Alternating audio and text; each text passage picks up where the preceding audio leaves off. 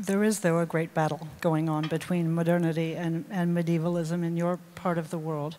And if you talk about democracy being the idea that made Israel strong, and markets and capitalism being the idea that will propel Israel into the 21st century and beyond, there are other ideas at play throughout the region. And there are a lot of people who suggest that, that in fact, one of the things that is animating those terrorist groups that have now risen up throughout the region and are tyrannizing most of the people, many of the people of the Middle East, that they're founded on an idea.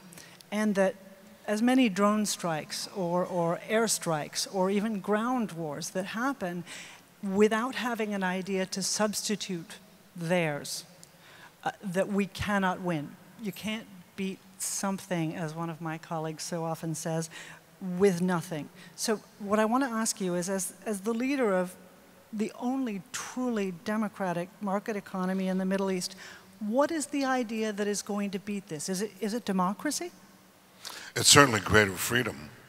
I think there's a process in which the Arab world and parts of the Islamic world move towards the idea of greater freedom.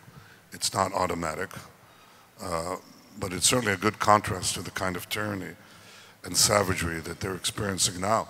And the brunt of this savagery is afflicted on Muslims right now.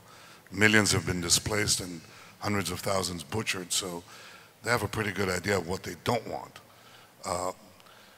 I actually think that sometimes in these kinds of battles, it's first of all important to win physically.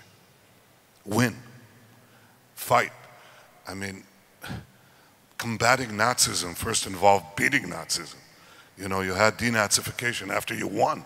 You have to win.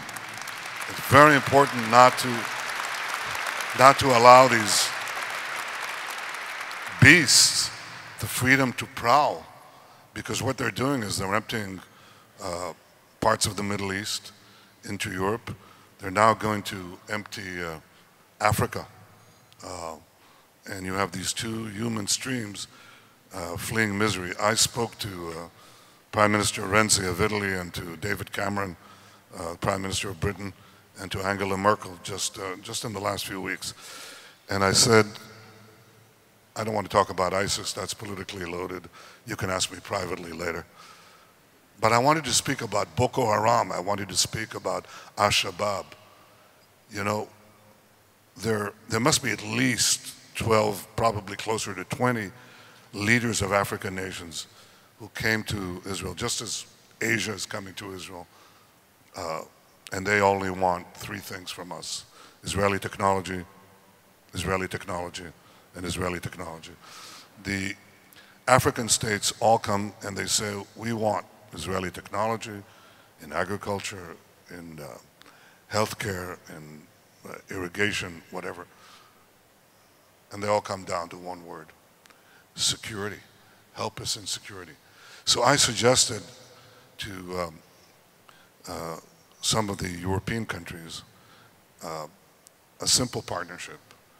We form consortiums to deal with individual countries, help them with their economy, help them with their security. The Islamist movements in Africa are not yet strong. They can be defeated today. They can be defeated today. It'll be a lot harder tomorrow.